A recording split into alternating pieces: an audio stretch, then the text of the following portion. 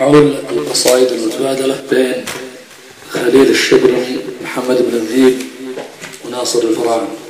يقول: ب15 بيت اطلب الله فيها الإحسان ويقبل عمل طاعاتي ويصلح النية.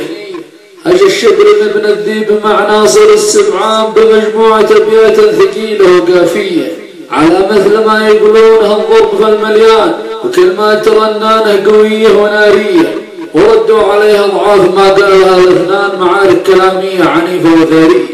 وأنا لست مسؤولا إني أحدد الغلطان، لكن نرفض أن نقابل السيء بالسيء بدل ما تحاذف رؤوسهم من حصى سمنان، لو الأمر اللي ذوقتهم من عنبلية.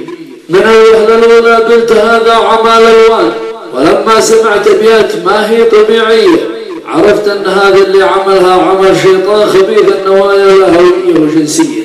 ورا ما يكونون الثلاثة وساع أبطال ويتجاوزون المهزلة والحساسية، وهم من تألق واشعلوا حومة الميدان قصايد مدح وامثال حية وقومية، وهم من تصدر في صدر مجلس السلطان في أبو ظبي وفي دبي والسعودية، بعيدا عن التنظير أو كان يا ما كان، بعيدا عن أبواب السم والمثالية.